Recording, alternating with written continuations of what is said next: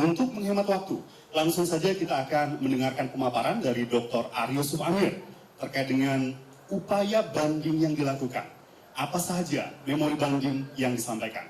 Kami silakan Pak Ari. Terima kasih kawan-kawan media semuanya sudah hadir di kesempatan ini. Mas Tommy, makasih. Alhamdulillah, kami sudah resmi mengajukan memori banding tertanggal 29 Juli kemarin. Jadi secara administrasi sudah selesai, sudah kami masukkan, dan semua dokumen-dokumen yang dibutuhkan telah disampaikan ke Pengadilan Negeri Jakarta Pusat untuk dilanjutkan ke Pengadilan Tinggi DKI. Nanti kami akan menjelaskan tentang detail apa saja yang kami ajukan dalam memori banding, nanti dibantu Pak Dodi, Pak Zaid, dan Pak Gito. Namun di awal kami ingin menjelaskan bahwa harapan kita kepada Pengadilan Tinggi DKI yang nanti akan menunjuk majelis hakim dalam memeriksa perkara ini untuk betul-betul memperhatikan semua fakta-fakta yang terjadi di persidangan. Karena memang kalau kita hanya mengandalkan resume persidangan, maka akan jadi bias nanti ceritanya. Tapi kalau fakta-fakta itu dibuka langsung oleh hakim tinggi, karena hakim tinggi ini masih sebagai yudek fakti, itu akan lebih jelas tentang kondisi bagaimana di persidangan. Kawan-kawan sekalian, secara umum kami sampaikan bahwa perkara ini sesungguhnya tidak terlampau sulit. Dan bukan perkara hukum yang kalau bahasanya itu ngejelimet itu enggak. Ini perkara biasa saja. Perkara biasa saja dan juga pemahaman hukumnya juga pemahaman hukum yang mungkin standar-standar saja. Jadi secara sederhana bahwa hakim di tingkat pertama itu telah memberikan putusan tentang telah terjadi perbuatan melawan hukumnya. Nah, perbuatan melawan hukum ini dijelaskan 1, 2, 3 apa-apa saja. Ya. Di tahap ini kami menjawab bahwa yang dimaksud dengan perbuatan melawan hukumnya yang tadi dijelaskan tadi bisa kami jawab, bisa kami jelaskan semua bahwa itu tidak sesuai dengan fakta persidangan. Nanti Mas Zaid bisa menjelaskan Bu, apa-apa saja yang unsur tentang secara melawan hukumnya itu yang tidak sesuai dengan fakta persidangan. Ya, itu telah diuraikan semua. Itu poinnya di sana. Lalu selanjutnya, di perbuatan melawan hukum itu, kami jelaskan juga dalam memori banding ini, tidak ada mens rea atau niat jahat. Yang sebetulnya itu pemahaman mens rea juga, pemahaman yang bukan suatu hal yang baru, itu hal yang prinsip dalam hukum pidana. Dalam pasal 2 dan pasal 3, karena ini adalah delik material, harus ada unsur kesengajaan. Ada dolus di sana. Maka mens rea wajib ada. Kalau tidak ada mens rea, tidak ada perkara ini. Itu juga kami jelaskan di sana. Lalu selanjutnya di bagian ini juga, perbuatan melawan hukum ini juga, kami jelaskan dalam memori banding, bahwa pemahaman perbuatan melawan hukum itu tidak selalu identik dengan pidana. Dia akan menjadi pidana kalau tadi ada mens rea tadi. Tapi seandainya, nah ini juga seandainya, selalu kami sampaikan di setiap kesempatan, seandainya terjadi ada perbuatan melawan hukum yang dijelaskan pelanggaran yang dilakukan oleh terdakwa dalam hal ini Pak Tom Lembong, itu belum tentu pidana. Karena perbuatan melawan hukum itu ada kaitannya dia administrasi negara, ada kaitannya dia perdata. Nah, tetapi dari semua faktor-faktor yang dijelaskan dalam perbuatan melawan hukum itu bisa kami jawab semua. Jadi memang Pak Tom Lembong ternyata tidak juga salah dalam menggunakan kebijakan-kebijakan tersebut. Itu poin pertamanya. Ya. Lalu pada poin yang kedua, ini 2 poin penting, nanti yang lain-lainnya bisa dijelaskan, adalah tentang unsur memperkaya orang lain. Merugikan keuangan negara, lalu dengan tujuan untuk memperkaya orang lain. Karena dalam hal diri sendiri, hakim mengakui Pak Tom Lembong tidak memperkaya dirinya sendiri, tapi dianggap memperkaya orang lain. Nah di sini juga kami jelaskan bahwa itu juga salah. Karena kaitan dengan situ, kaitan dengan unsur ini, ternyata tidak ada yang diperkaya orang lain secara melawan hukum itu tidak ada. Itu satu proses mekanisme bisnis yang sangat biasa dan lumrah. Jadi 2 poin itu yang penting. Kalau nanti sempat kepada pembahasan tambahan kaitan dengan ekonomi kapitalis, nah itu juga menarik tuh. Nanti juga kami sampaikan dalam memori banding. Ini juga mengagetkan kita semua. Kaitan dengan pembahasan ekonomi kapitalis yang tidak pernah dibahas. Karena begini ya, hakim itu memutus sesuai dengan fakta-fakta yang ada di persidangan. Jadi kalau tidak ada di persidangan, lalu dia memutus sendiri tanpa ada dasar, itu juga membuat keganjilan yang sangat besar. Satu itu, tidak ada pembahasan itu. Kedua, pemahaman tentang ekonomi kapitalisnya juga salah. Ternyata yang dimaksud dengan ekonomi kapitalis itu juga tidak dipahami secara baik oleh hakim di tingkat pertama. Ini kami masukkan dalam memori banding supaya ini dievaluasi lagi. Jadi kaitannya dengan pasal 2 dan pasal 3 Undang-Undang Tipikor, disinilah yang kita uraikan, setiap unsur-unsurnya kami bisa jelaskan di sana. Nah, kira-kira itu pengantar dari saya, kawan-kawan sekalian. Nanti disambung oleh Pak Dodi, Pak Zaid, dan Pak Gito. Terima kasih. Baik, terima kasih Pak Ari. Selanjutnya kami berikan kesempatan kepada Pak Dodi. Bisa tolong dijelaskan juga terkait dengan apakah hakim dalam memberikan putusan ini sudah benar. Silakan. Baik, terima kasih. Assalamualaikum warahmatullahi wabarakatuh. Salam sejahtera bagi kita sekalian. Puji syukur kehadirat Allah Subhanahu wa Ta'ala bahwa kita masih diberikan kesempatan untuk menggali nilai-nilai kebenaran, ya, untuk melakukan evaluasi di dalam proses penegakan hukum di Indonesia yang selanjutnya akan sangat menentukan di dalam keberhasilan di dalam pembangunan ekonomi yang tidak terlepas dengan adanya kepastian hukum, penegakan keadilan. Berkaitan dengan sidang Pak Tom Lembong, jadi ada satu hal yang penting bahwa pengajuan banding yang kami lakukan itu bukan semata-mata karena memenuhi aspek formalitas, bahwa satu vonis yang tidak sesuai dengan harapan lalu mengajukan banding, bukan aspek formal ya yang menjadi semata-mata alasan banding, tetapi ada satu alasan yang sangat mendasar, yaitu karena adanya suatu keadaan atau alasan dari vonis yang dijatuhkan majelis hakim yang mengandung suatu kesalahan penerapan hukum yang nyata. Seperti kita ketahui di dalam media, di dalam dakwaan, terungkap di dalam persidangan, Pak Tom Lembong ini diajukan sebagai terdakwa dalam kapasitas sebagai menteri, di dalam menggunakan kewenangannya sebagai menteri menerbitkan persetujuan impor.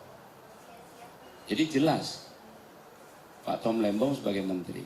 Namun di dalam pembuktian yang dilakukan oleh jaksa tidak pernah menyentuh pembuktian bahwa ada perbuatan di luar kewenangan, melampaui kewenangan yang dilakukan oleh Pak Tom Lembong di dalam menerbitkan persetujuan impor. Bahkan sebaliknya, di dalam persetujuan impor yang dilakukan, semua dilakukan berdasarkan kewenangan-kewenangan. Jadi penggunaan pasal 2 sebagai pasal yang dinyatakan terbukti sangat keliru secara nyata, ya, karena pembuat undang-undang tindak pidana korupsi secara tegas memisahkan pasal 2 dan pasal 3 dengan maksud bahwa untuk pelanggaran yang dilakukan di dalam ruang lingkup kewenangan itu dikenakan pasal 3. ahli di dalam persidangan sudah menjelaskan.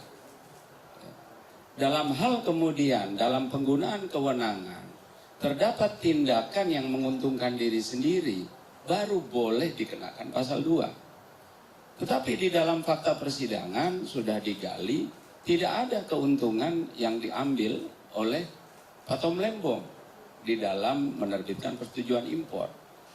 Maka dengan demikian, pengenaan pasal 2 menjadi suatu kekeliruan yang sangat nyata dan kasat mata. Dan secara jelas sebenarnya hakim mengetahui bagaimana penerapan pasal 2 dan pasal 3. Begitu juga terkait dengan unsur-unsur.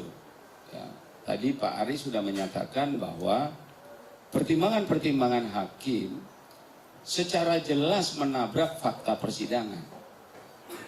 Nah, ini menjadi suatu catatan, ya, bagaimana fungsi panitera yang bertugas mencatat jalannya persidangan. Bahwa apa yang dijadikan dasar oleh majelis hakim dalam hal menyatakan terbuktinya unsur menguntungkan orang lain, menyebutkan secara tegas bahwa pihak-pihak ya yang namanya Tony Wijaya CS itu menerima keuntungan. Padahal di dalam fakta persidangan secara jelas yang bersangkutan menyatakan di dalam keterangannya tidak pernah mendapatkan keuntungan apapun. Bahkan di dalam proses penyerahan uang titipan kepada jaksa, diakui bahwa yang menerima keuntungan adalah perusahaan-perusahaan di mana Tommy Seth bekerja. Nah, lalu terdapat fakta lain bahwa salah satu penerima persetujuan impor juga mengalami kerugian. Nah, ini jelas di fakta persidangan. Oleh karena itu harus disoroti bagaimana fungsi panitera di dalam menyajikan fakta persidangan secara objektif. Karena di dalam Undang-Undang Tindak Pidana Korupsi, bukti elektronik, rekaman itu merupakan alat bukti. Dan itu jelas di dalam persidangan Tom Lembong direkam, ada rekaman audio, ada rekaman visual. Bisa dilihat itu semua. Nah, jadi putusan hakim yang mendasarkan kepada fakta persidangan yang keliru secara jelas, ini menjadi alasan yang mendasar untuk diajukan banding. Begitu juga di dalam hakim menyatakan adanya unsur kerugian negara. Hakim secara jelas mengetahui bahwa yang dimaksud kerugian negara itu adalah kerugian, ya, berkurangnya aset, ya, berkurangnya tagihan yang konkret dan nyata. Jadi dasarnya itu adalah konkret dan nyata. Di satu sisi hakim sudah benar ya, menolak adanya perhitungan kerugian negara yang berdasarkan dari estimasi berkurangnya pajak, itu ditolak. Tetapi hakim tetap menggunakan pertimbangan bahwa seharusnya keuntungan itu diterima oleh PT PPI. Ini juga sesuatu hal yang kontradiktif dari definisi kerugian negara dan dari pertimbangan hakim menolak adanya perhitungan kerugian negara berdasarkan adanya estimasi pajak.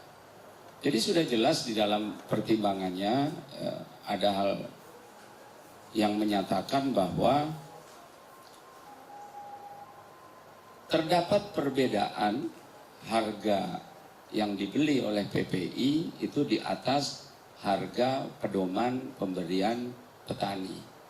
Jadi harga pedoman itu 8.900, harga pembelian dari proses impor adalah 9.000. Nah, apa yang terjadi? Di fakta persidangan juga sudah disebutkan oleh Asosiasi Petani Gula bahwa harga pembelian tebu dari petani itu di atas harga pedoman yang mencapai maksimum 14.000 dan rata-rata 12.000. Apa artinya bahwa harga pembelian kalau itu dijadikan referensi, maka seharusnya PPI kalau dia membeli dari petani, dia akan membeli dengan harga 12.000 rata-rata. Sementara membeli dengan harga impor 9.000. Sehingga sebenarnya PPI menghemat. Kalau ini konkret. Justru keuntungan daripada PT PPI konkret. Dia membeli dari petani 12.000, dia membeli dari importir 9.000. Sehingga terdapat penghematan 3.000. Petani diuntungkan, dibeli dengan harga rata-rata 12.000 dari harga pedoman 8.900. Jadi fakta-fakta menunjukkan bahwa proses impor ini memberikan keuntungan kepada petani, memberikan penghematan kepada PPI. Itu konkret. Ya. Jadi fakta-fakta yang digunakan sekali lagi ya, kita harus menyoroti bagaimana selanjutnya di dalam proses persidangan yang lain ya, termasuk nanti di dalam proses banding, siapa yang melakukan pengawasan terhadap penggunaan fakta-fakta sebagai dasar pengambilan keputusan. Nah, ini menjadi sangat penting untuk dikawal oleh masyarakat ya, untuk mengawasi apakah pengadilan ya, menggunakan fakta-fakta persidangan secara benar. Karena terbukti di dalam pengadilan pertama, hakim bisa secara bebas menggunakan fakta-fakta yang salah. Lalu bagaimana azas bahwa keputusan pengadilan harus dinyatakan benar? Ini kontradiktif. Tidak ada pengawasan hakim di dalam menggunakan fakta persidangan, sebaliknya masyarakat dipaksa untuk menerima dan menyatakan bahwa putusan pengadilan harus dinyatakan benar. Jadi ada ketidakseimbangan di sini. Seharusnya panitera sebagai pihak yang mencatat jalannya persidangan harus secara terbuka menyampaikan fakta-fakta di persidangan kepada masyarakat. Karena sidang ini adalah sidang yang terbuka. Nah, jadi bahagian ini menjadi suatu pertimbangan harus dilakukan banding. Ada hal yang juga mendasar ya, bahwa pelaksanaan penggunaan kewenangan oleh Pak Tom ya, itu tidak pernah dibuktikan. Jadi jaksa hanya membuktikan hal-hal yang memang kemudian dipakai oleh hakim untuk menyatakan terbuktinya unsur pidana korupsi. Tidak pernah membuktikan adanya pelanggaran kewenangan, penyalahgunaan kewenangan. Tidak pernah ada. Karena norma daripada pemeriksaan penggunaan kewenangan sudah jelas. Asas-asas umum pemerintahan yang baik. Ya. Kemudian penyelenggaraan pemerintah yang bersih dari KKN.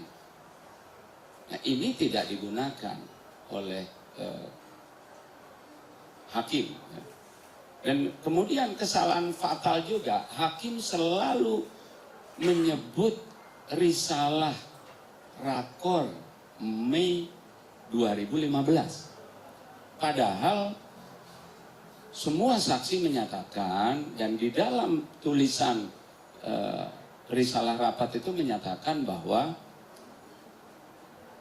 stok gula cukup untuk 3 bulan. Artinya risalah rapat tersebut umurnya 3 bulan untuk menilai kecukupan gula. Nah, rakor-rakor berikutnya yang dijadikan dasar oleh Pak Tom Lembong menerbitkan persetujuan impor tidak digunakan.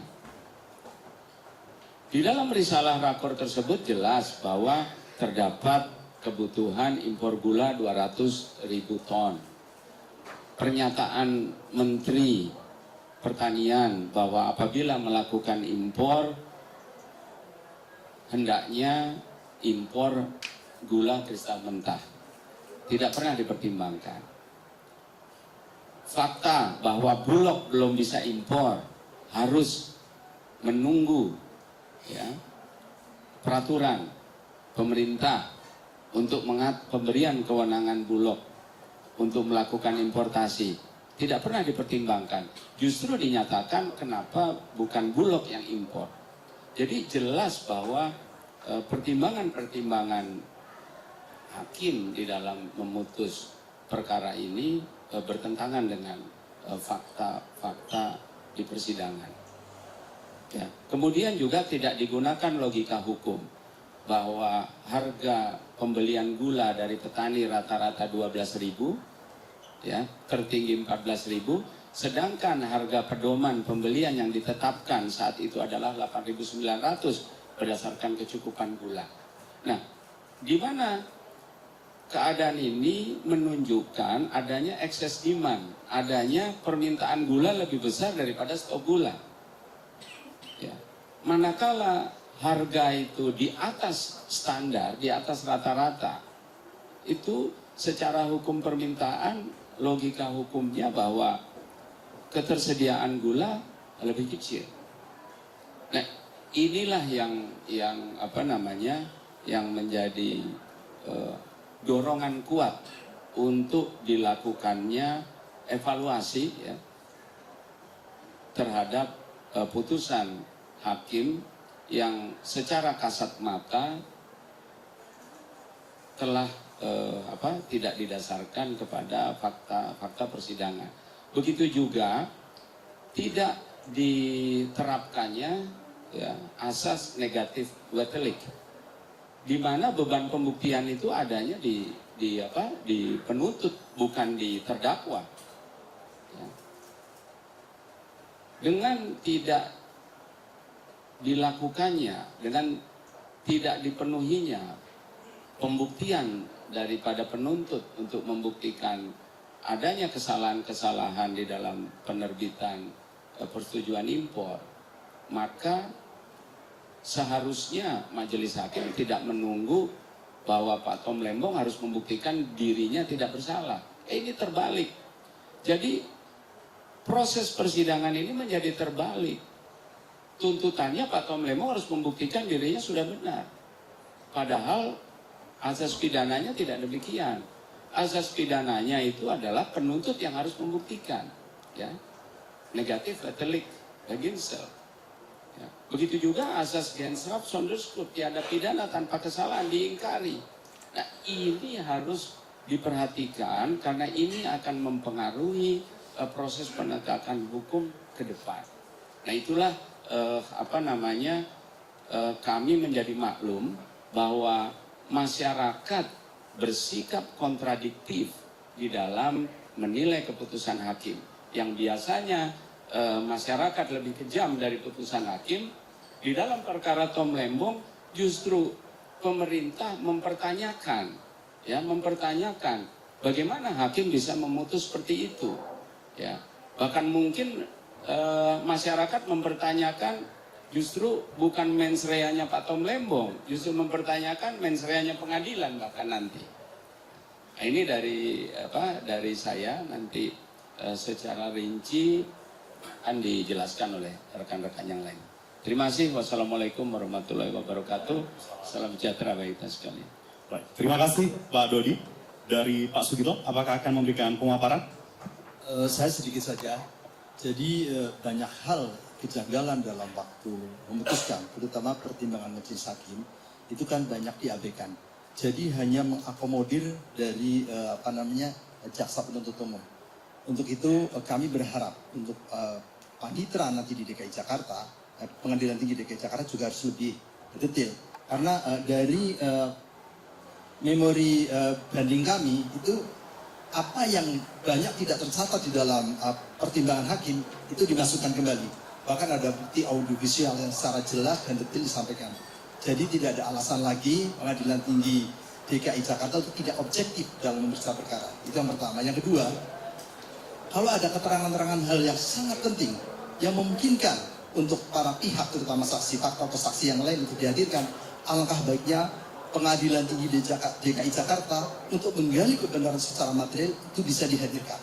Misalnya, kayak Menteri Pertanian, itu kan hal keterangan yang sangat penting, tapi juga oleh pihak pengadilan negeri dalam pertimbangan tidak dimasukkan, bahkan diabaikan. Oleh karena itu, kami berharap Pengadilan Tinggi DKI Jakarta bisa menjalankan tugas secara objektif sehingga memutuskan berdasarkan putusan yang seadil-adilnya sehingga bisa menilai secara objektif. Terima kasih. Terima kasih Pak Sugito. Kami berikan kesempatan kepada Bang Zaid Musafi untuk memaparkan terkait dengan materi-materi memori banding. Kami silakan. Ya, bismillahirrahmanirrahim. Terima kasih rekan-rekan media. Sebelum saya memulai pemaparan mengenai isi materi memori banding kita, izinkan saya menyampaikan salam dari Pak Tom Lembong. Kemarin kebetulan saya bersama Bu Siska menjenguk Pak Tom Lembong. Beliau dalam keadaan sehat. Dan pada kesempatan tersebut beliau cukup kaget setelah mendengar informasi dari kami bahwasanya masyarakat semua mendukung Pak Tom Lembong. Dalam konteks kasus ini mereka semua mensupport, yaitu Pak Tom Lembong mengucapkan banyak terima kasih dan beliau minta disampaikan salam khusus kepada rekan-rekan media, rekan-rekan wartawan yang terus meliput dan menyuarakan kebenaran sesuai dengan isi persidangan. Jadi tidak ada tidak ada sebuah informasi yang miss apa yang terjadi dalam fakta di ruang sidang dengan apa yang tersampaikan ke masyarakat. Selanjutnya saya ingin menyampaikan ada banyak kejanggalan dalam pertimbangan majelis hakim terhadap dalam menilai fakta-fakta persidangan. Ya, yang pertama, dalam unsur setiap orang, Pak Tom Lembong ini tadi sudah dijelaskan, dia melaksanakan perintah jabatan selaku Menteri Perdagangan. Selaku Menteri Perdagangan, beliau punya kewenangan yang diatur oleh undang-undang. Salah satunya adalah mengatur masalah importasi. Di antaranya dalam pangan itu adalah gula. Itu kewenangannya ada di Menteri, yaitu Menteri Perdagangan. Nah, kenapa dipertanyakan ketika dia melakukan impor harus koordinasi dengan menteri lain? Ini menjadi pertanyaan mendasar. Lantas apa kewenangan menteri ketika dia harus tunduk pada sebuah rapat koordinasi? Berdasarkan fakta persidangan, rapat koordinasi itu bukan ketentuan hukum. Itu satu. Yang kedua, rapat koordinasi itu hanya sebatas koordinasi terbatas saja, bukan dalam rangka memberikan persetujuan atas tindakan-tindakan menteri. Jadi menteri itu sudah punya kewenangan tanpa harus rapor. Yang ketiga, bahwa yang dibutuhkan rekomendasi untuk importasi gula itu terkait gula industri. Makanya dibutuhkan rekomendasi dari Dirjen Agro Kementerian Perindustrian. Yang dilakukan oleh Pak Tom Lembong saat itu adalah penugasan. Untuk apa? Untuk konsumsi, bukan untuk industri. Ini kesalahan fatal yang pertama dalam membuat pertimbangan. Jadi di Februari 2016 kita sudah membuktikan dalam persidangan itu salah satu perusahaan yang direksinya jadi terdakwa bersama Pak Tom Lembong itu dia punya surat rekomendasi dari Kementerian Perindustrian itu di Februari 2016. Ya, artinya apa? Artinya kalau untuk gula industri tentu akan ada rekomendasi dari Dirjen Agro Kementerian Perindustrian. Yang persetujuan impor diberikan Pak Tom ini adalah dalam rangka pemenuhan penugasan untuk konsumsi. Ini dua hal yang berbeda. Ya, itu yang pertama. Poin yang kedua adalah mengenai persetujuan perpanjangan untuk operasi pasar. Kita harus melihat kembali kondisi pada saat 2015. Itu ada El Nino, di mana musim panen itu terganggu. Itu fakta. Yang kedua, bahwa pada saat itu seperti yang sudah disampaikan Pak Dodi tadi, stok gula surplus itu surplus untuk 3 bulan. Risalah rapat Rakortas 12 Mei itu ada 12 atau 13 halaman. Jangan dibaca hanya halaman ketiga yang menyatakan surplus. Dibaca juga halaman selanjutnya. Bahwasanya surplus itu surplus untuk 3 bulan, bukan surplus untuk sampai bulan Desember. Ya. Pada faktanya persetujuan impor pertama kali yang diberikan Pak Tom Lembong itu adalah Oktober 2015 untuk mengganti gula milik PT Angels Product yang dipinjam oleh Inkopkar untuk pelaksana tugas operasi pasar. Itulah karena minjem. Nah, operasi pasar ini perintah presiden. Ya, tolong turunkan seluruh kebutuhan pangan di levelan masyarakat. Salah satu mekanismenya adalah dengan melakukan operasi pasar. Di poin ini saja pertimbangan hakim sudah fatal ketika menyatakan ini adalah ekonomi kapitalis. Ini kan ada intervensi dari pemerintah untuk melakukan operasi pasar. Bagaimana bisa ini dikatakan kapitalis? Gitu. Mungkin seperti yang disampaikan Pak Ari tadi, ya pemahaman kapitalisnya perlu ditinjau kembali lah. Gitu. Setelah memberikan persetujuan di bulan 2015, stok akhir 2015 atau stok awal 2016, gula kita hanya 840.000 ton. Berdasarkan keterangan ahli di pengadilan, stok ideal agar harga itu baik di masyarakat, murah di masyarakat, dan tidak terjadi kelangkaan stok, itu stok minimal adalah 1,25 juta ton per tahun di awal tahun atau buffering stok. Ya, ini sudah kita sampaikan, ini adalah pendapat ahli yang sama sekali tidak dikutip oleh hakim. Ya. Selanjutnya adalah kenapa tidak menugaskan atau memerintahkan BUMN? Ini poin ketiga. Pertama, penugasan itu tetap dilaksanakan dan ditujukan kepada BUMN, yaitu adalah PT PPI. Kenapa PT PPI? Karena berdasarkan Rakortas di bulan Mei dan di bulan Desember itu disepakati PT PPI yang melaksanakan penugasan. Berdasarkan Perpres 71 dalam melaksanakan penugasan untuk pemenuhan pangan dan stok gula nasional itu dibolehkan PT PPI atau BUMN itu bekerja sama dengan pihak swasta. Ya. Jadi tidak harus BUMN. Pertanyaan selanjutnya adalah apakah BUMN gula kita mampu melaksanakan penugasan? Sudah terbukti PT RNI dan PT PN itu ketika mendapat penugasan 200.000 ton pengadaan gula itu hanya mampu 57.000 ton. Sebagai seorang menteri yang cerdas dan bertanggung jawab, hal yang wajar ketika Pak Tom Lembong ini tidak lagi melanjutkan penugasan penunjukan kepada PT PN dan PT RNI. Ini logika dasar dan fakta hukum yang ada dalam persidangan. Karena gagal, dari 200.000 ton hanya mampu 57.000 ton. Dan itu pun 57.000 ton harganya bukan 8.900. Itu harganya sudah di 11 sampai 12.000. Ini fakta-fakta ini tidak dipertimbangkan sama majelis hakim sebagai fakta material. Setelah PT PPI ditugaskan, mereka bekerja sama, ya kan? Nah, dalam bekerja sama ini juga fakta persidangan diabaikan oleh majelis hakim, yaitu apa? Yaitu bahwasanya 8 perusahaan ini seolah-olah direkayasa, seolah-olah ditunjuk, seolah-olah diatur oleh Pak Tom Lembong. Padahal fakta persidangan ini tidak ada yang menyatakan hal demikian. Bahkan ke-8 perusahaan swasta tersebut yang menjadi terdakwa, itu kita konfirmasi, kita tanya satu-satu. Apakah ada yang kenal, baik secara langsung ataupun tidak langsung, atau berkomunikasi dengan Pak Tom, baik secara langsung ataupun tidak langsung, ataupun memberi sesuatu kepada Pak Tom, baik secara langsung ataupun tidak langsung, pada saat sebelum menjabat, pada saat beliau menjabat, pada saat beliau setelah menjabat, itu semuanya confirm tidak ada. Itu semuanya confirm tidak ada. Artinya apa? Dugaan persekongkolan yang seolah-olah diinisiatorkan oleh Pak Tom Lembong dengan memberikan persetujuan impor ke 8 perusahaan, ini terbantahkan. Memang Pak Tom tidak menerima, tapi kan dia memperkaya perusahaan swasta. Ah, ini lebih fatal lagi kesalahan ini, pertimbangan ini. Kenapa kita salahkan fatal? Bagaimana mungkin sebuah kebijakan negara yang bekerja sama dengan sektor swasta tidak menguntungkan swasta? Apakah swasta di negara ini hadir untuk sebagai penopang kerugian?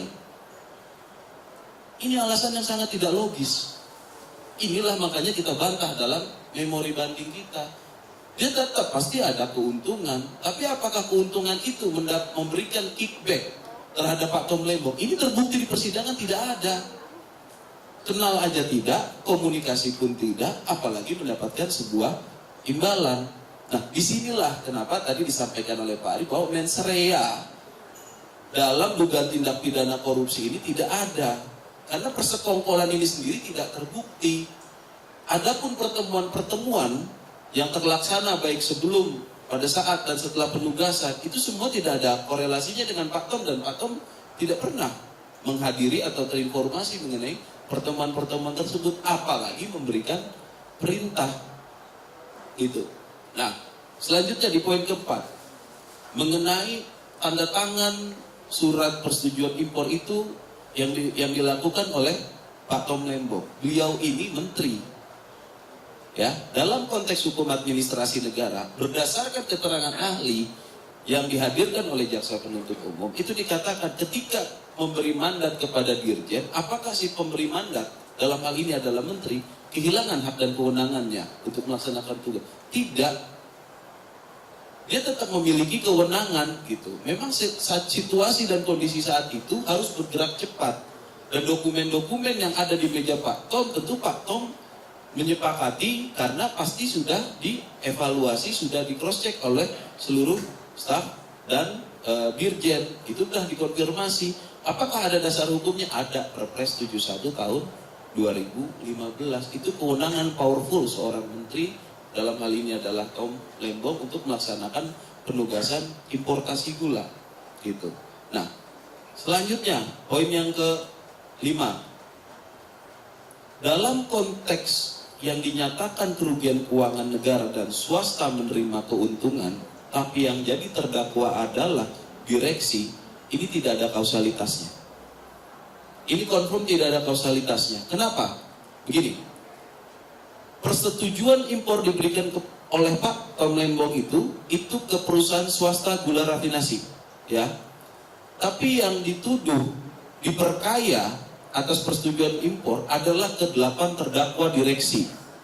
Dalam persidangan kita tanya, apakah ke-8 terdakwa ini yang pada saat itu adalah saksi di perkara Pak Tom Lembong itu menerima uang keuntungan dari proses importasi gula?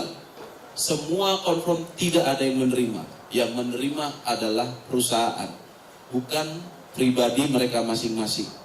Di sini sudah cacat material secara fatal. Selanjutnya kita konfirmasi. Kita mendengar di informasi, berdasarkan informasi, Kejaksaan Agung menyatakan ada uang yang dititipkan oleh 8 terdakwa. Kita tanya dalam persidangan, apakah uang tersebut adalah uang pribadi yang dulu pada tahun 2015-2016 adalah keuntungan yang diterima pihak swasta dan diterima oleh para saksi dan terdakwa saat itu? Bukan. Itu adalah uang dari perusahaan swasta tersebut. Makanya yang menyetorkan sebagai bentuk itikat baik itu adalah perusahaan Kejaksaan Agung. Nah, di sini secara hukum pidana seluruh fakta material sudah terbantahkan. Ini yang menjadi salah satu poin yang membuatkan kita dalam konteks banding, ya. Nah, kita berbicara lagi kerugian keuangan negara yang sisa 194 miliar. Kita tanya, apa sih dasarnya? Dalam pertimbangan hakim menyatakan bahwa sebenarnya 194 miliar itu adalah keuntungan, ya, yang tadi sudah saya jelaskan awalnya, adalah keuntungan karena lebih bayar PT PPI, ya. PT PPI ini BUMN bertransaksi dengan pihak swasta. Nah, tentu di sini ada keuntungan. Nah, ini dianggap keuntungan oleh pihak swasta yang merugikan PT PPI. Padahal fakta persidangan menyatakan secara tegas PT PPI dalam proses importasi gula saat itu tidak punya anggaran. Dan bahkan PT PPI saat itu kondisinya kolektabilitas 5, alias secara perbankan itu sangat buruk dan tidak punya kemampuan finansial. Gula yang diimpor sejumlah 200.000 ton itu butuh modal sangat besar, itu triliunan. Dengan PT PPI yang tidak punya dana dan dia juga posisinya kolektabilitas 5 atau call 5 dalam bahasa perbankan, itu sangat tidak mungkin bisa melakukan impor. Lantas uang siapa yang digunakan? Ya, berdasarkan fakta persidangan, uang yang digunakan PT PPI untuk membayar kepada 8 perusahaan gula rafinasi swasta yang menjadi terdakwa tersebut adalah uang dari distributor. Jadi bukan uang dari PT PPI. Bagaimana bisa ya BUMN yang tidak memiliki anggaran, BUMN yang tidak memiliki dana dan menggunakan dana distributor itu dikatakan mengalami kerugian keuangan negara. Padahal lagi di sisi lain dari proses importasi ini PT PPI mendapat keuntungan 32 miliar kurang lebih tanpa modal, mendapat penugasan, bekerja sama dengan swasta, mendapat keuntungan 32 miliar. Ini kan kebenaran material. Ini yang harusnya dijadikan dasar majelis hakim untuk mempertimbangkan dan mengambil keputusan. 194 miliar ini bukanlah dananya PT PPI yang seharusnya menjadi keuntungan. Nah, di poin ke-7 selanjutnya, bahwa PT PPI ini itu dikatakan mengalami kerugian keuangan, mengalami kerugian itu sifatnya potensial loss ya. Pertimbangan hakim bisa dibaca. 194 miliar itu adalah seharusnya menjadi keuntungan PT PPI. Putusan Mahkamah Konstitusi sudah tegas bahwasanya keuntungan atau kerugian keuangan negara itu harus actual loss. Artinya kalau memang itu adalah milik PT PPI maka itu hilang. Nah, ini bahasa dalam pertimbangan adalah seharusnya menjadi keuntungan PT PPI. Bagaimana bisa pertimbangan seharusnya yang bersifat potensial loss ini menjadi dasar seseorang dipidana dan dinyatakan telah melakukan korupsi? Ini kita sangat-sangat keberatan dan ini makanya kita ajukan banding gitu. Nah, jadi nanti rekaman juga kita akan sampaikan buat seluruh masyarakat ya, dan yang ingin mengetahui isi rekaman sidang dan transkrip sidang sudah disediakan dalam 2 kanal. Yang pertama itu ada di YouTube-nya teman-teman Hukum Perubahan, yang kedua ada di Voice of Tom. Di situ sudah kita upload semua. Silakan. Ini adalah tanggung jawab sejarah proses penegakan hukum dan perlawanan terhadap korupsi di Indonesia. Terakhir sebagai penutup, Pak Tom secara tegas menyampaikan kepada Pak Ari dan Pak Dodi dan kami semua selaku tim hukum, seandainya kalau memang dia terbukti dia melakukan korupsi, mengambil uang negara dan memberikan kepada pihak lain atau kepada dirinya, dia siap bertanggung jawab 100%. Dia siap mempertanggungjawabkan hal tersebut. Tetapi berdasarkan fakta persidangan, kita semua mampu membantah apa yang menjadi tuduhan-tuduhan oleh jaksa penuntut umum. Dan kenapa kita banding? Karena pertimbangan-pertimbangan majelis hakim itu tidak benar berdasarkan fakta persidangan. Untuk itu, sebagaimana sudah disampaikan sebelumnya, maka 1 hari pun dia dipidana, dia akan mengajukan banding. Karena ini bukan semata-mata tentang pemenjaraan terhadap seseorang. Ini adalah bukti, ini adalah proses sejarah dan terdokumentasikan dengan baik secara online, di mana dia tidak ingin namanya tercatat sebagai seorang koruptor. Itu sebagian besar yang poin-poin yang bisa kita sampaikan. Selebihnya bisa kita lakukan pendalaman dari rekan-rekan. Tadi kita hanya menegaskan bahwa pernyataan banding dan memori banding sudah kita sampaikan sesuai prosedur hukum acara yang berlaku. Kurang lebihnya demikian, mohon maaf apabila ada hal yang tidak berkenan. Assalamualaikum warahmatullahi wabarakatuh. Waalaikumsalam warahmatullahi wabarakatuh. Terima kasih Pak Zaid. Selanjutnya kita langsung ke sesi tanya jawab ya, teman-teman media. Kami beri kesempatan untuk yang pertama 2 penanya terlebih dahulu. Boleh? Silakan raise your hand. Oke, silakan satu. Ada satu lagi sebelah sana? Atau ada lagi? Tolong sebutkan nama dan juga asal medianya. Silakan. Halo, selamat siang Pak Ari dan kawan-kawan.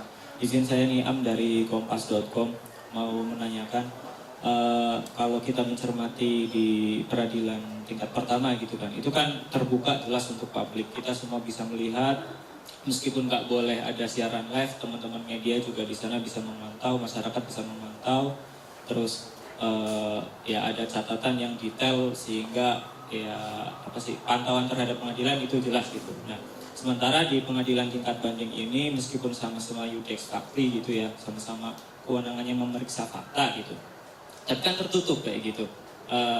Para pihak cuma menyerahkan memori banding atau kontra memori banding dan kemudian ya udah perjalanannya disidangkan di dalam, tahu-tahu putusan diketok kayak gitu. Dan kalaupun ada nanti yang bisa memeriksa putusan itu adalah iudex juris di Mahkamah Agung kan kayak gitu. Nah pertanyaannya kepada tim PH gitu ya, bagaimana sih publik bisa mengawal persidangan yang sifatnya dalam tanda kutip tertutup ini, karena kita tahu-tahu udah ketok putusan kan kayak gitu. Tentu mungkin kan nggak bisa semasif seperti di pengadilan tingkat pertama. Itu aja, terima kasih. Terima kasih, bagus sekali pertanyaannya. Kawan-kawan sekalian, memang pengadilan tinggi tidak mengadakan sidang ulang.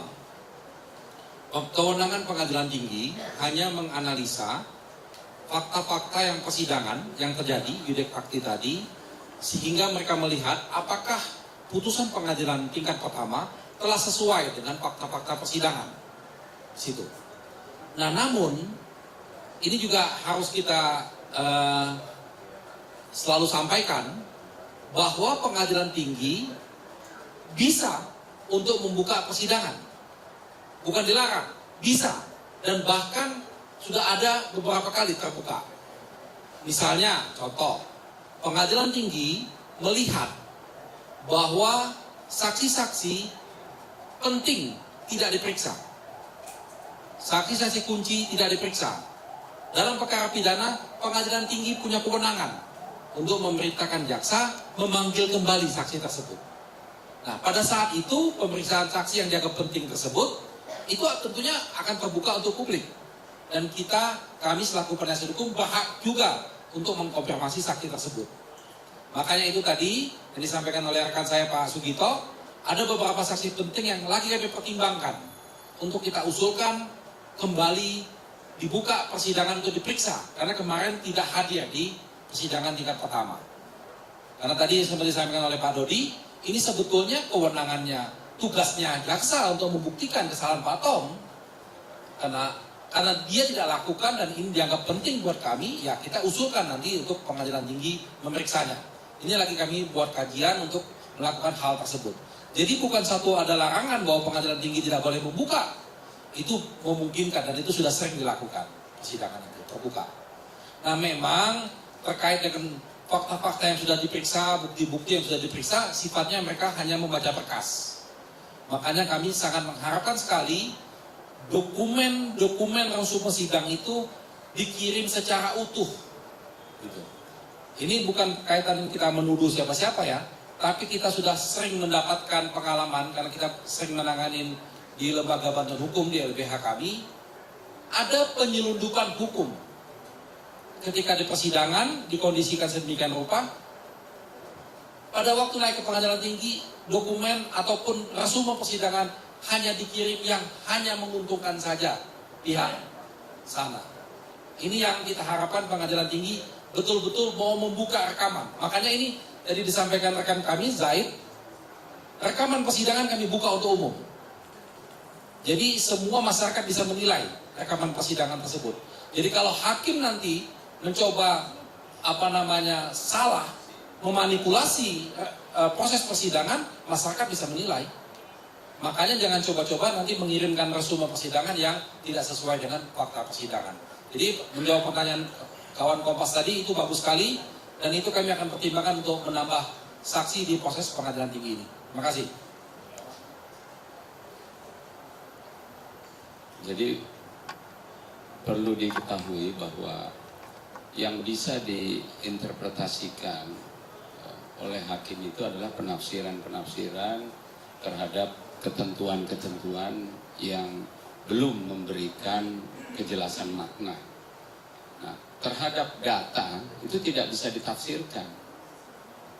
Terhadap fakta material yang diterangkan oleh alat-alat bukti di muka persidangan, termasuk keterangan saksi, alat bukti surat, itu tidak bisa diterjemahkan, tidak bisa diinterpretasikan, dan tidak bisa dihilangkan.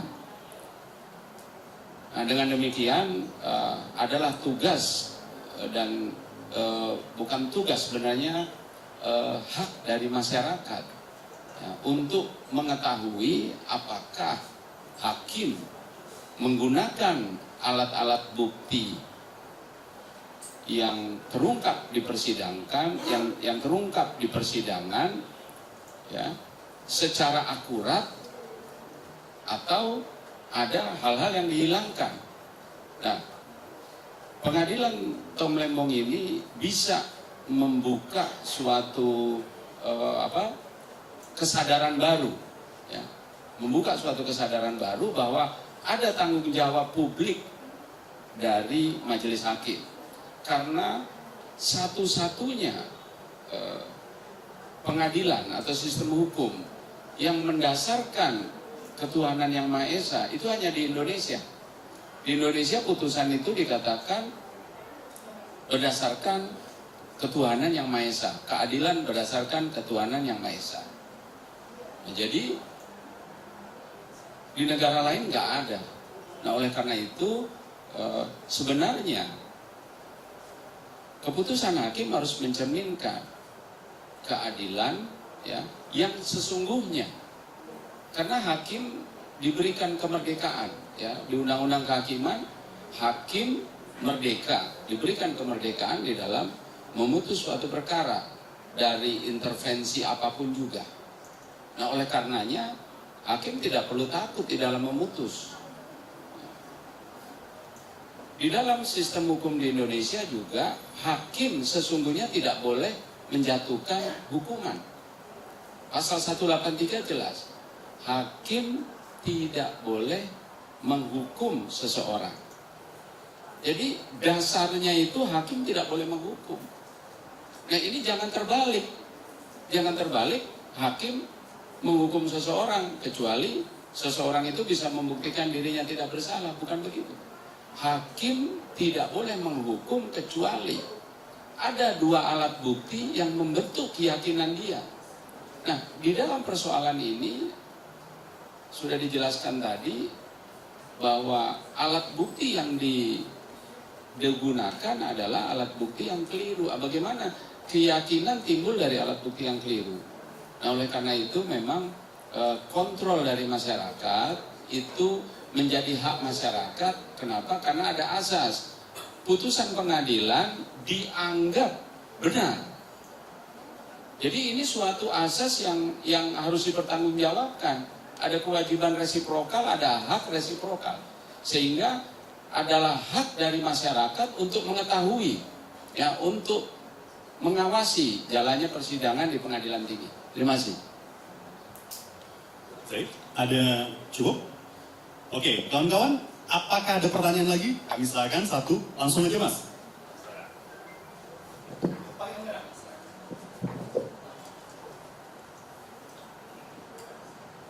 Tolong sebutkan nama dan medianya ya. Yes, ya, saya Jogi dari Kompas.com. Saya pengen tanya, tadi Mas Zaid sempat menyinggung bahwa sudah menjenguk Pak Tom, dan kita tahu Pak Tom tuh udah menyebutkan bahwa dia tuh sudah ditarget sejak menjadi tim suksesnya Mas Anies gitu. Lalu tadi juga sudah dipaparkan bahwa banyak kejanggalan di pengadilan kemarin. Nah, saya pengen tahu sebenarnya seberapa besar keyakinan dari Pak Tom untuk mendapatkan keadilan di tingkat banding ini. Terima kasih. Baik, Pak Tom sebagaimana dia menyampaikan pesan-pesannya selama di persidangan, dia sangat mencintai Indonesia, sekalipun dia punya potensi untuk berkarya dimanapun dia berada, tapi dia sangat mencintai Indonesia. Bukti kecintaannya itu salah satunya dengan mempercayakan proses hukum kepada aparat penegak hukum, dan dia yakin aparat penegak hukum masih banyak yang bisa memutus dengan baik dan benar serta adil.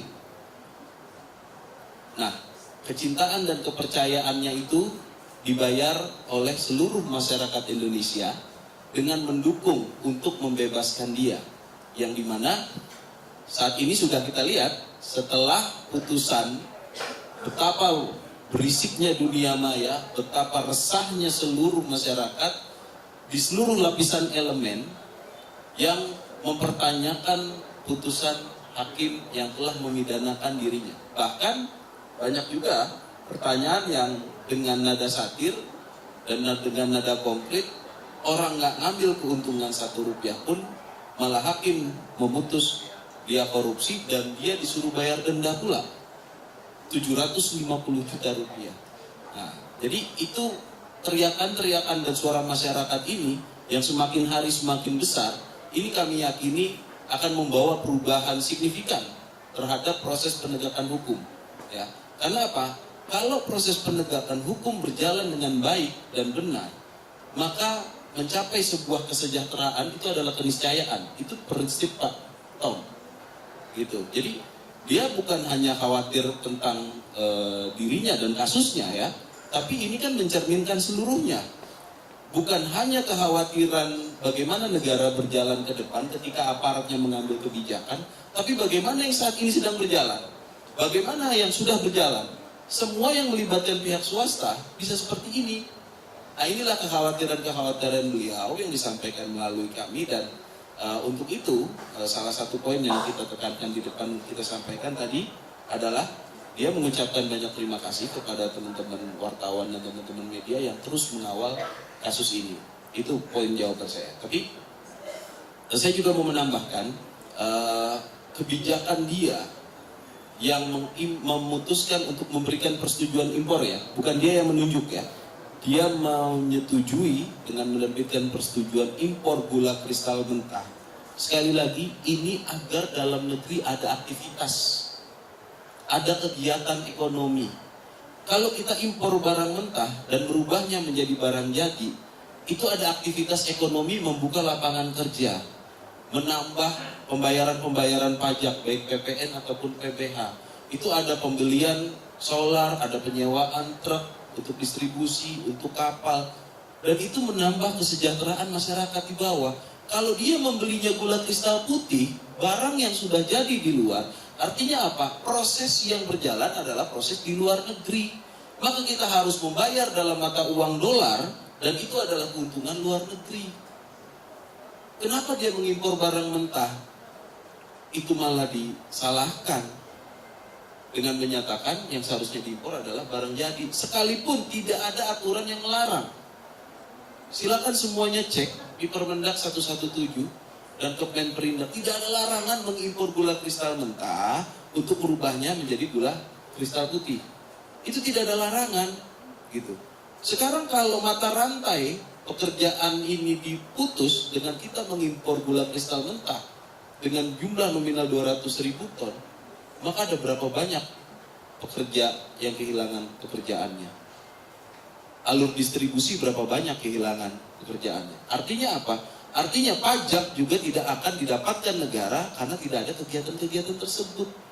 Makanya salah satu ahli yang kita hadirkan dalam persidangan, itu namanya Pak Fit Adrison, Prof. Paula dan Pak Antoni, itu menyatakan secara tegas, itu keuntungannya minimal negara mendapatkan 920 miliar. Itu minimal.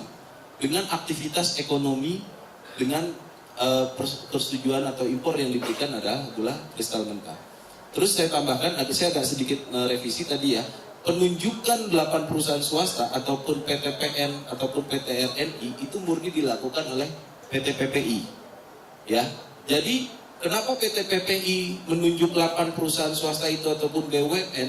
Karena berdasarkan surat Menteri Perdagangan nomor 490 itu ditampilkan daftar perusahaan impor yang bisa melakukan importasi gula.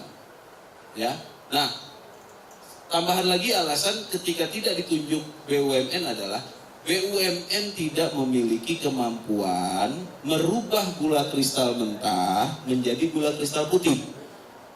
BUMN itu perusahaan gulanya pada saat itu berdasarkan fakta persidangan yang terungkap memiliki kemampuan hanya merubah tebu menjadi gula kristal putih. Pertanyaannya, kalau merubah tebu menjadi gula kristal putih, bagaimana memenuhi kebutuhan gula dalam negeri ketika stok tebu tidak ada? Inilah makanya kita harus impornya dari luar negeri, gula kristal mentah. Yang bisa ngelola adalah perusahaan-perusahaan swasta tersebut. Saya tambahkan lagi satu fakta persidangan yang sangat menarik adalah bahwa perusahaan BUMN gula, ya, perusahaan BUMN gula untuk merubah tebu menjadi gula kristal putih, bahan bakar mesinnya adalah bagas. Apa itu bagas? Bagas adalah ampas tebu yang digunakan untuk membakar, untuk menyalakan mesin. Artinya apa? Jika tidak musim panen, maka mesin tidak bisa beroperasi. Ini fakta-fakta persidangan. Ini kita bicara hukum jangan bicara aturan aja. Ini faktanya loh di lapangan. Kalau gitu, kalau nggak musim tebu, apakah bisa PT-PT BUMN ini melakukan pemenuhan gula? Ya jelas faktanya berdasarkan fakta persidangan tidak bisa. Ya, ini hal-hal yang sudah kita bantah juga dalam poin memori banding kita. Sebagaimana sudah disampaikan Pak Ari, apabila pengadilan tinggi menyatakan membutuhkan untuk menggali lebih dalam mengenai fakta-fakta kasus ini, maka kami dari tim penasihat hukum Pak Tom Lembong dan Tom Lembong siap hadir untuk kembali membuka atau mendalami fakta-fakta persidangan yang belum terungkap. Salah satunya adalah dengan menghadirkan salah satu menteri, yaitu Menteri BUMN, dan juga dimungkinkan untuk menghadirkan Pak Presiden Joko Widodo selaku pemberi perintah pada saat itu. Kita siap, kita ikut bagaimana pengadilan tinggi ingin mendalami fakta-fakta kasus Pak Tom Lembong ini. Terima kasih. Baik. Apakah masih ada? Saya berikan kesempatan sekali lagi. Silakan. Oke. Selamat siang, saya Intan dari Tempo. Pertanyaannya yang pertama, bagaimana Pak update rencana pelaporan hakim dalam perkara Tom Lembong ini ke MA dan KY? Apakah sudah ada ini setelah menyelesaikan memori banding gitu ya? Kemudian yang kedua itu tadi juga sudah dijelaskan kalau tuntutan jaksa itu kayak terbalik gitu ya, pokoknya berdasarkan fakta-fakta di persidangan. Kemudian dari Komjak sendiri sudah statement bahwa JPU dalam kasus ini tidak ada pelanggaran etik begitu. Mereka menyebut bahwa putusan terhadap Tom Lembong telah melalui proses pembuktian di persidangan dengan tetap menjunjung asas due process of law gitu. Meskipun unsur mensrea atau niat jahat tidak terbukti secara penuh, namun pengadilan tetap menjatuhkan pidana berdasarkan prinsip strict liability. Nah, itu bagaimana tanggapannya dari tim kuasa hukum juga dengan adanya banding dari kejaksaan yang menyebut nilai kerugian negaranya itu yang lebih rendah gitu yang diputus oleh hakim. Apakah tidak takut kalau misalnya banding, maksudnya versus jaksa akan lebih tinggi nantinya? Bagaimana tanggapannya? Makasih. Ya, langsung ya, Mas Tommy ya. Terima kasih Mbak dari Tempo ya. Pertama, menarik yang menanggapi dulu yang dari Komisi Kejaksaan. Tolong dipahami tugas fungsi komisi-komisi yang sebagai pengawas. Apakah itu Komjak, apakah itu Kompolnas, apakah itu KY, jadilah mereka menjalankan tugasnya sesuai dengan aturannya. Saya belum pernah dengar tuh kalau komisi itu adalah tugasnya adalah menjadi lawyernya lembaga itu. Belum pernah dengar saya. Mungkin saya yang keliru. Tapi paling tidak mereka menjalankan fungsinya. Dan silakan, karena sekarang ini kan kita kan sudah terbuka, informasi publik sudah sangat terbuka, tunjukkan ke publik. Kalau tadi mereka sudah melakukan pengawasan, sudah melakukan tugas-tugas mereka, sampaikan ke publik sejauh mana. Jangan hanya menjelaskan secara normatif saja. Kita udah nggak zaman lagi nih ngomong-ngomong yang indah-indah tapi nggak sesuai dengan kenyataan. Udah lewat masanya pencitraan-pencitraan seperti itu. Sampaikan ke publik apa yang sudah mereka lakukan, siapa yang sudah mereka periksa, apa yang sudah dihasilkan. Lalu yang fakta-fakta yang selama ini kita sampaikan ke mereka, kita sudah sampaikan secara tertulis loh kepada mereka, kawan-kawan kebijakan. Ini loh keganjilan-keganjilannya, tolong dicek sejauh mana yang sudah mereka lakukan. Kami sudah ngomong tentang misalnya kenapa tadi Mas Zaid sampaikan yang dikatakan keuntungan itu korporasi, kenapa korporasinya nggak jadi tersangka? Kok cuma hanya direksinya? Hubungan korporasi dengan direksi apa sejauh itu? Apa yang sudah dilakukan? Menteri-menteri yang kaitan dengan ini semuanya sudah kita sampaikan keganjilannya. PPI, kenapa direktur utamanya nggak jadi tersangka? Hal-hal kayak gitu itu harusnya tugasnya mereka. Jadi kembalilah kepada fitrahnya, tugasnya, kira-kira gitu. Jangan jadi lawyernya. Gitu. Itu yang pertama. Lalu yang kedua kaitan dengan rencana laporan. Kami memegang prinsip sekecil apapun persoalan, kami buat laporan. Walaupun kami tahu kita tidak bisa berharap banyak terhadap lembaga-lembaga yang mempunyai fungsi pengawasan ini. Tapi karena itu sudah diatur oleh undang-undang, kami tetap buat laporan. Nanti pada saatnya kawan-kawan media akan kami sampaikan momentumnya itu laporan-laporan kami ke apakah itu ke KY, apakah itu ke pengawas. Semoga nanti suatu saat sejarah mencatat bahwa mereka pernah melakukan tugasnya masing-masing. Lalu yang paling penting, ini saya baru dapat kiriman, ada surat edaran Mahkamah Agung nomor 2 tahun 2012. Ini surat edaran Mahkamah Agung ya, jadi tolong ini bisa dijadikan referensi buat hakim yang menangani perkara ini nantinya. Dalam angka 4-nya itu tertulis, putusan bebas tidak selalu identik dengan kesalahan hakim. Putusan bebas tidak selalu identik dengan kesalahan hakim. Karena memutus bebas sama mulianya dengan memutus bersalah. Selama dilakukan secara profesional dan berintegritas berdasarkan fakta hukum dan keyakinan hakim. Artinya, buat hakim-hakim tipikor memutus bebas dalam perkara tipikor tidak ada salahnya. Jangan berpikir kalau memutus bebas akan menjadi catatan sejarah yang negatif. Surat edaran Mahkamah Agung sudah menegaskan sama mulianya Anda memutus, asal Anda memutus dengan berintegritas dan sesuai dengan fakta-fakta hukumnya. Jadi itu tambahan dari saya. Terima kasih. Terima kasih. Jadi pertanyaan terakhir tadi saya mau tanggapi mengenai penerapan strict liability. Ya, jadi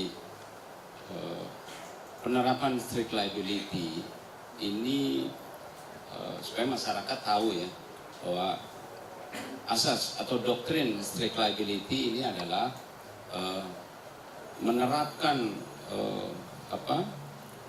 kewajiban seseorang untuk secara mutlak bertanggung jawab terhadap suatu akibat. Nah, jadi artinya tidak perlu dinilai ya apakah dia berkehendak atau tidak. Nah, jadi konsep strict liability ini dikenal untuk melindungi kepentingan-kepentingan tertentu yang membahayakan masyarakat. Ya, contohnya lingkungan, hukum lingkungan, kemudian perlindungan konsumen, kemudian izin-izin untuk obat-obatan misalnya. Nah, strict liability ini harus disebutkan di dalam undang-undang. Kenapa? Karena strict liability ini melanggar hak asasi manusia. Kenapa? Seseorang tidak perlu dibuktikan apakah ada suatu kehendak untuk melakukan suatu kesalahan. Lalu penerapan strict liability ini juga harus memperhatikan ya, apakah di dalam pelaksanaannya yang bersangkutan ini ya, memiliki keuntungan pribadi atau tidak. Nah, jadi kalau kita melihat di dalam Undang-Undang Tindak Pidana Korupsi itu tidak disebutkan adanya penerapan strict liability. Ya. Jadi ini sudah jelas ya bahwa apa yang tadi dipertanyakan ya, pertimbangan hakim untuk menerapkan strict liability ini akan membahayakan, akan sangat membahayakan ya di dalam menciptakan suatu kreativitas, suatu inisiatif dari penyelenggara negara untuk melakukan inovasi-inovasi di dalam melaksanakan tugas dan tanggung jawabnya di dalam penyelenggaraan kepemerintahan yang membutuhkan hal tersebut. Bisa dibayangkan ya, misalnya di dalam suatu bencana atau suatu keadaan di suatu tempat ada jembatan yang rusak. Nah, jembatan itu merupakan urat nadi suatu perekonomian ya, ada pasar di sana, ada masyarakat pergi ke sana, tidak ada anggarannya. Nah, kemudian seorang bupati memutuskan untuk menggunakan anggaran lain ya di dalam membangun jembatan tersebut. Kalau dilihat dari aturan, maka terjadi perbuatan melawan hukum. Kalau kemudian diterapkan strict liability, bupati ini kena hukum. Nah, apakah penegakan hukum yang demikian yang dikehendaki oleh pembuat undang-undang tindak pidana korupsi? Tidak ada. Ya. Jadi pencantuman strict liability dari pertimbangan hakim ini juga merupakan suatu kesalahan mendasar ya di dalam penerapan undang-undang tindak pidana korupsi. Terima kasih. Jadi nggak takut Bu kita banding ya, karena kalau diperiksa sesuai dengan asas-asas tindak pidana korupsi, sesuai dengan ketentuan undang-undang tindak pidana korupsi, sesuai dengan fakta persidangan, dan hakim yang memeriksa betul-betul bebas ya dari nilai ya menerapkan undang-undang kehakiman ya, merdeka dari segala bentuk intervensi, maka putusannya jelas bahwa tidak ada unsur yang memenuhi ya pemenuhan tindak pidana korupsi dalam pelaksanaan importasi gula sebagaimana menjadi kesimpulan daripada audit BPK.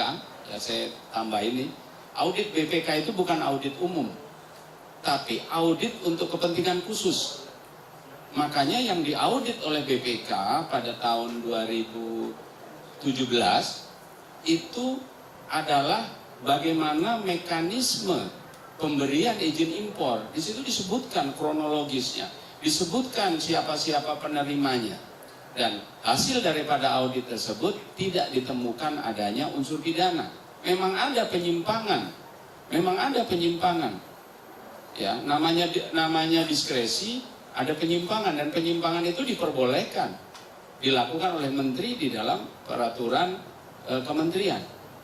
Jadi ini juga harus menjadi catatan ya bahwa audit BPK yang sudah dilakukan itu audit untuk kepentingan khusus untuk menemukan adanya kesalahan.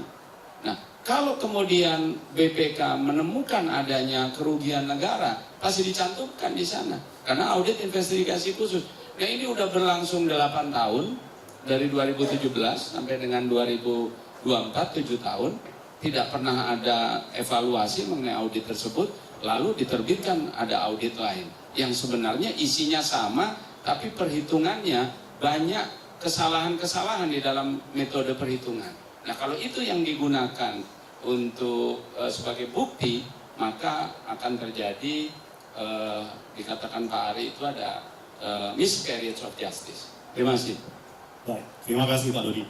Kawan-kawan masih ada yang ingin bertanya? Banyak sekali nih yang hadir, terima kasih. Sepertinya tidak ada, tapi saya ingin mewakili masyarakat awam yang mungkin belum begitu paham persidangan khususnya di tingkat banding itu. Jadi mohon nanti sekaligus closing statement, silahkan Bapak-Bapak dijawab. Kira-kira sebenarnya prosesnya itu berapa lama banding ini dan kapan putusan itu akan keluar? Karena pasti masyarakat sangat menantikan informasi itu. Terus kemudian yang kedua terkait dengan tokoh-tokoh ataupun kemudian pejabat yang belum dihadirkan. Sifatnya dari tim penasihat hukum itu pasif, hanya menunggu jika memang hakim tinggi akan memanggil, atau memang akan proaktif memberikan surat agar pihak-pihak tertentu dihadirkan untuk dimintai keterangannya. Sekaligus untuk closing statement, kami silakan. Oke, terima kasih Mas Tony. Jadi mekanisme persidangannya di pengadilan tinggi ini umumnya berkisar memakan waktu 2-3 bulan dari semenjak kita mengajukan memori banding. Ya, dari penghitungan kemarin kami mengajukan memori banding. Di situ nanti hakim akan memproses, menunjuk majelisnya, lalu melakukan proses pemeriksaan. Dan kaitan dengan tadi tambahan-tambahan saksi itu umumnya permintaan dari kita. Sebetulnya mereka bisa punya inisiatif itu, tapi kebanyakan permintaan dari pihak kita. Nanti mereka pertimbangkan apakah itu memang betul-betul dibutuhkan sehingga mereka melakukan pemanggilan-pemanggilan tersebut. Nah, sebagai penutup, saya ingin menyampaikan bahwa kasus Tom Lembong ini bukanlah hanya semata-mata pribadinya Tom Lembong, tetapi ini adalah cerminan dari proses penegakan hukum kita. Sesuai dengan semangat presiden kita sekarang, kita ingin penegakan hukum semakin baik, pemberantasan korupsi semakin baik. Makanya tegakkanlah hukum dengan baik dan benar. Jangan kita merekayasa sesuatu, jangan kita menzalimin orang, supaya kita bisa menstop nih rantai kebobrokan hukum kita. Karena kasus Tom Lembong ini dampaknya luar biasa. Ini mungkin tidak disadari, tapi ini betul-betul nyata. Seandainya ini menjadi jurisprudensi, ya, ini berkali-kali kami ulangi. Seandainya ini menjadi putusan yang inkrah lalu menjadi jurisprudensi, maka bahayalah. Tidak hanya bahaya bagi penegakan hukum, tapi bahaya juga bagi pembangunan ekonomi kita. Semua pejabat, semua menteri takut mengambil kebijakan. Semua orang dalam dunia hukum tidak ada jaminan kepastian hukum. Ini sangat bahaya sekali. Sehingga ini bukan hanya masalah buat Tom Lembong, tapi ini masalah bagi kita semua, masyarakat Indonesia yang mencintai keadilan, mencintai kejujuran. Dan inilah cerminan penegakan hukum kita akan menjadi sorotan tidak hanya di internal masyarakat Indonesia, tapi juga di masyarakat internasional. Karena kita tahu kasus ini menjadi perhatian juga di dunia internasional. Harapan kami, Mahkamah Agung, ya, betul-betul memperhatikan kasus ini untuk menunjuk hakim yang memiliki integritas, hakim yang memiliki keberanian. Kata kuncinya hanya berani. Kami tidak membutuhkan hakim yang pintar dalam perkara ini, karena ini bukan perkara sulit, tapi hakim yang berani. Tolonglah ditunjuk hakim yang punya integritas, punya track record yang tidak tersandra, tidak terbelenggu dengan masa lalunya. Dia memang hakim yang baik, hakim yang bersih. Tolong tunjuk mereka, dan mereka bisa memutuskan perkara ini dengan seadil-adilnya. Demikian dari saya, terima kasih. Assalamualaikum warahmatullahi wabarakatuh. Pak Budi, silakan. Cukup? Pak Jaya juga cukup? Baik. Ada statement closing, silakan. Saya menyambung apa yang disampaikan Pak Ari tadi, bahwa penghapusan kerugian keuangan 360 miliar pada tingkat pertama itu sudah tepat. Yang kedua, pada tingkat banding, kerugian keuangan negara 194 miliar yang disampaikan oleh majelis hakim tingkat pertama itu juga harus dihapus di tingkat banding. Karena apa? Karena masalah timbul 194 miliar ini tidak ada korelasi dan tidak ada hubungannya sama Pak Tom Lembong. Tidak ada kausalitas, ya, antara tindakan penerbitan surat izin impor atau persetujuan impor dengan lebihnya harga bayar antara PT PPI dan 8 perusahaan swasta. Ini tidak nyambung dengan Pak Tom. Ya, di sisi lain, tolong dicek fakta pada saat itu. Fakta pada saat itu adalah harga gula sudah 11 sampai 12 ribu. Bagaimana bisa di harga 9 ribu dibilang kemahalan dengan menggunakan dasar HPP. Harga pokok petani itu adalah untuk melindungi petani, ya, bukan sebagai batasan harga tertinggi. Sebagaimana disampaikan oleh ahli kita, jika HPP ini diibaratkan adalah sebuah UMR, ya, maka perusahaan yang membayar karyawannya di atas UMR, maka perusahaan tersebut melakukan perbuatan melawan hukum. Ini yang tidak logis, ya. HPP itu harga minimum untuk melindungi petani. Faktanya kita tidak membeli ke petani, kita membeli ke perusahaan gula rafinasi. Itu pun harganya di atas harga pokok petani. Harusnya kalau dibatasi 8.900, jika dibeli di atas 8.900, itu harusnya bersyukur, gitu loh. Bukannya malah menjadikan ini sebagai kerugian keuangan negara, apalagi mengkorelasikannya dengan Pak Tom Lembong yang sama sekali tidak ada kausalitas. Karena apa? Pak Tom tidak pernah intervensi harga, Pak Tom tidak pernah intervensi perusahaan yang ditunjuk, dan Pak Tom tidak pernah terlibat dalam tindakan apapun mengenai timbulnya kerugian keuangan 194 miliar tersebut. Kurang lebihnya demikian. Harapan kami ada di Majelis Hakim Pengadilan Tinggi untuk memutus secara adil dengan membebaskan Pak Tom Lembong sesuai fakta-fakta yang sudah kami sampaikan. Ya, semoga kita semua masih punya harapan dalam proses penegakan hukum dan terhadap aparat penegak hukum kita. Demikian, billahi taufiq wal hidayah. Assalamualaikum warahmatullahi wabarakatuh. Waalaikumsalam warahmatullahi wabarakatuh. Terima kasih Bang Zaid, Pak Sugito, Pak Dodi, dan juga Pak Ari atas penjelasannya. Dan terutama juga kepada rekan-rekan media kami mengucapkan banyak terima kasih. Dan juga tadi kepada emak-emak yang juga hadir pada pagi sampai dengan siang hari ini yang terus mendukung perjuangan Pak Tom Lembong untuk mendapatkan keadilan. Kepada kawan-kawan media, kami mohon maaf juga jika ada kekurangan dalam penyambutan terkait dengan ruangan misalnya. Terus kemudian jika membutuhkan dokumentasi terkait dengan soft copy press release maupun hard copy, kami bisa nanti arahkan ke teman-teman panitia. Selanjutnya makan siang nanti bisa di take away. Jika masih mau doorstop, kami persilakan. Saya Tommy Santo. Mohon maaf jika ada kekurangan. Wassalamualaikum warahmatullahi wabarakatuh.